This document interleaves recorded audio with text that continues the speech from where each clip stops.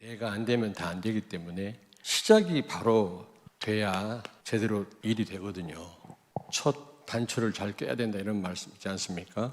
만약에 사도행전 2장에 응답이 없다면 3장 이하의 역사가 일어날 수가 없겠죠. 그래서 내가 성령 충만을 받아야 됩니다. 여기서부터 바른 시작을 할 수가 있는 거예요. 그러면 전 삶이 전도자의 삶이 됩니다. 그래서 나를 찾아야 됩니다. 정말 하나님이 원하시는 나를 찾는 시간 되길 바랍니다. 하나님이 쓰실 수밖에 없는 나를 찾아야 되거든요. 무엇보다 우리는요, 흙으로 창조되었습니다. 창세기 2장 7절에 보니까.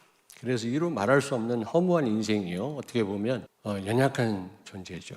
항상 잊지 말아야 됩니다. 그러나 우리는 하나님의 형상대로 지음받았음을 또 아셔야 돼요. 창세기 1장 27절. 하나님의 형상대로 지음받았다. 흙으로 지음받았다. 물고기는, 그리고 새는 공중을 향해서 명령하셨어요. 공중아 내어라. 물론 하나님의 말씀으로 창조하셨지만, 그래서 말씀은 창조의 능력이 있습니다. 하나님 말씀 제대로 붙잡는 성도는 이런 역사를 체험하게 됩니다. 그런데 우리 인간만은 하나님이 직접 흙으로 만드셨어요.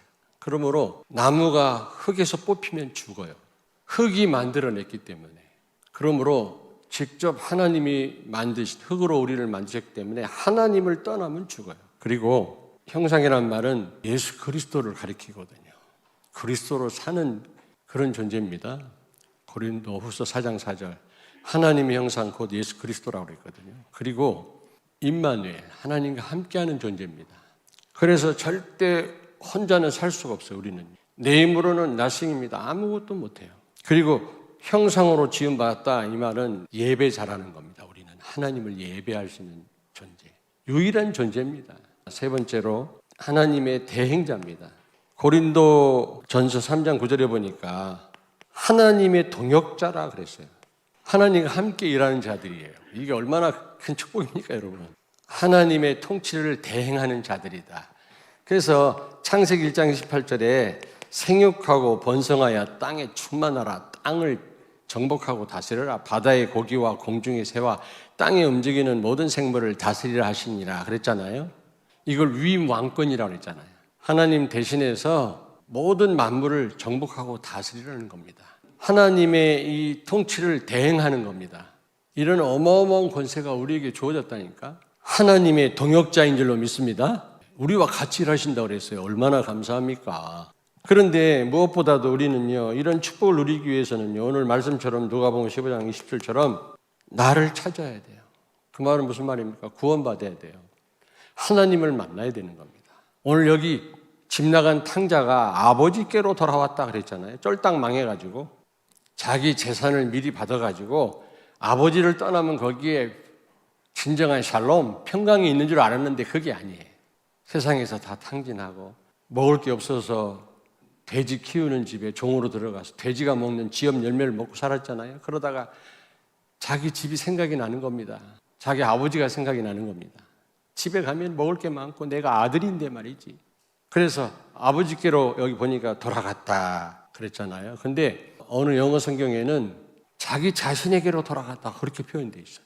하나님을 만나야 진짜 나를 찾게 됩니다.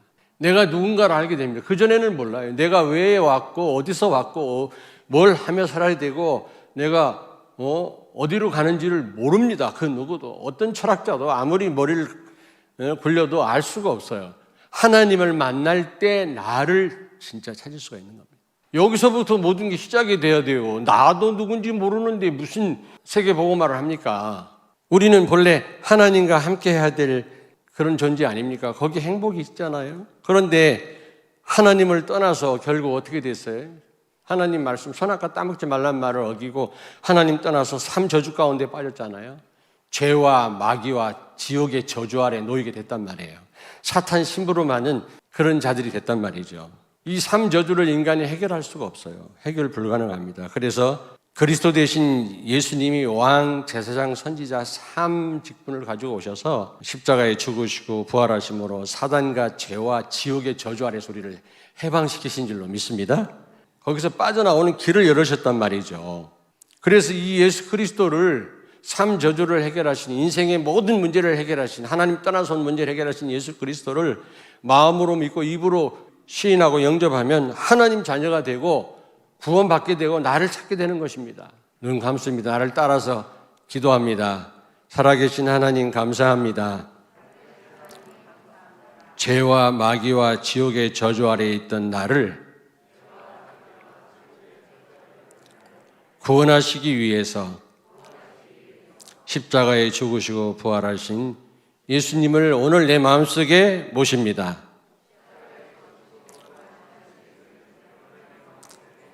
살아계신 예수님이, 살아계신 하나님이 내 마음속에 들어오셔서 나의 주인이 되어주시고 왕이 되어 주옵소서.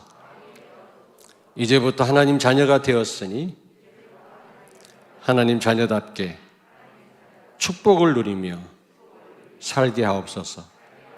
죄와 마귀와 지옥의 저주 아래서 나를 구원해 주시고 진정한 나를 찾게 해주신 예수님의 이름으로 기도합니다. 아멘. 그렇다면 두 번째로 이제 나의 일을 찾아야 돼. 일을. 하나님이 나를 왜 이렇게 창조하셨고 나를 구원하셨고 진정한 나를 찾게 하셨는가, 그 이유를 알아야 될 거 아닙니까? 창세기 2장 15절에 17절이에요. 에덴 동산에 아담과 하와가 들어가 살게 하시면서 경작하게 하시고 그랬어요. 경작. 이게 바로 오늘날로 말하면 세계복음화입니다. 하나님의 통치를 대행하는 거죠. 이 일을 우리에게 맡기신 겁니다. 여러분은 하나님이 세계복음화 하라고 우리를 구원하시고 진정한 나를 찾게 하신 줄로 믿습니다. 그리고 지키게 하신, 이미 인간 창조 전에 사단이 존재했습니다. 타락한 천사 사단. 이 마귀한테 빼앗기지 말라 그 말이에요. 하나님께로부터 받은 이 축복을 빼앗기지 마라 그 말이에요. 그래서 영적인 싸움을 싸워야 되는 겁니다. 그러려면 우리가 경작하고 세계복음화하고 하나님의 통치를 대행하고 사단한테 안 속으려면 어떻게 해야 돼요? 세계복음화하려면 형상을 누려야 돼요. 형상. 형상이란 말은 복음을 누려야 되는 겁니다. 예수 그리스도를 누리는 겁니다. 복음을 누리는 겁니다. 예수가 그리스도, 이 언약을 사실적으로 내가 내 것으로 체험해야 되거든요. 그리스도가 그리스도 돼야 됩니다. 임마누엘 누리셔야 돼요. 예수님의 이름이 임마누엘 아닙니까? 너희가 나를 떠나서는 아무것도 할 수 없느니라. 요한복음 15장 5절에. 근데 이 형상을 누리는 구체적인 방법이 있습니다. 그게 바로 예배와 말씀이에요. 창세기 2장 16절 17절 선악과 테스트 하셨잖아요. 경작하고 지키라고 하시면서 막바로 선악과 테스트를 하셨단 말이에요. 그 말은 무슨 말입니까? 말씀 따라 살으란 말입니다. 하나님 말씀대로 순종하는 겁니다. 그게 구체적인 방법이에요. 예배와 말씀, 형상 누리는, 복음을 누리는 최상의 방법이다. 이번 한 주간 동안 어떤 일이 일어날지 모르지만 말씀 안에 답이 다 있는 줄로 믿습니다. 세 번째입니다. 나의 현장을 찾아라. 전 삶이 현장입니다. 5가지 성경적인 전도 방법대로 응답받으라는 말은 전 삶이 전도 현장이라는 겁니다. 아시겠습니까? 여러분이 반드시 다락방에서 일어난 역사 체험하셔야 돼요. 성령 충만. 이게 참된 시작이에요. 이게 되지 않고는 예루살렘 떠나지 말라 그랬어요. 아무것도 하지 말라는 겁니다. 성령 충만한 성도들과 어울리는 게 이게요, 최고로 인도받는 길이에요. 하나님의 인도. 여러분 자신이 성령 충만을 반드시 체험하기를 바랍니다. 두 번째로 여러분 팀사역이 팀사역. 여러분이 성령 충만 받으면 모든 만남이 축복으로 바뀌어요. 여러분들이 성령 충만 못 받으면 만남 속에서 얼마나 갈등이 많은지 몰라요. 여러분요 오해하시는데요. 여러분 전 삶이 전도 현장이에요. 세 번째 미션홈이 미션홈. 여러분 가정 전도 현장으로 다 바뀌어요. 여러분이 누리고 성령 충만 받으면 희한하게 가정이 전도 현장으로 바뀌어요. 여러분이 바꾸려고 하는 게 아니라 그렇게 되어진다니까. 그리고 여러분 전문 사역, 전문 교회, 여러분의 업이, 여러분의 직업이, 여러분의 경제가 최고의 전도의 도구가 됩니다. 선교 도구가 돼요. 이 답이 진짜 나와요. 임마누엘. 그리고 지교회잖아요. 지교회. 여러분이 사는 지역을 선점해라. 지역을 장악하면 주변에 있는 데까지 영향이 가게 돼 있어요. 결론입니다. 자, 사도행 1장 8절에 성령 충만 받으면 땅까지 이르러 증인이 되리라. 증거가 와야 증인이 될 거 아닙니까? 그 증거를 반드시 들을 사람을 붙이신단 말이에요. 그것도 국내뿐만 아니라 예루살렘, 유다, 사마리아뿐만 아니라 땅 끝까지. 그건 선교거든요. 전 삶으로 전도가 되게 하시겠단 말이에요. 그러면 사도행전 1장 6절에서 8절 보니까 여러분 시급한 일이 뭡니까? 그 하나님이 다 알아서 책임지십니다. 정확한 시간표에 다 해결하십니다. 여러분이 정말로 전 삶을 통해서 전도하고 선교한다면 하나님이 여러분 시급한 일 다 알고 계세요. 진짜 그리스도를 주인으로 모시고 전 삶을 드린다면 하나님이 다 책임질 줄로 믿습니다. 기도하겠습니다. 하나님 감사합니다. 오늘 말씀처럼 세 가지 꼭 찾아서 바른 시작이 되게 하시고 우리의 전 삶이 전도자의 삶이 되어져서 237 나라 5천 종족 살리게 해 주시옵소서. 예수님 거룩하신 이름으로 기도하옵나이다. 아멘.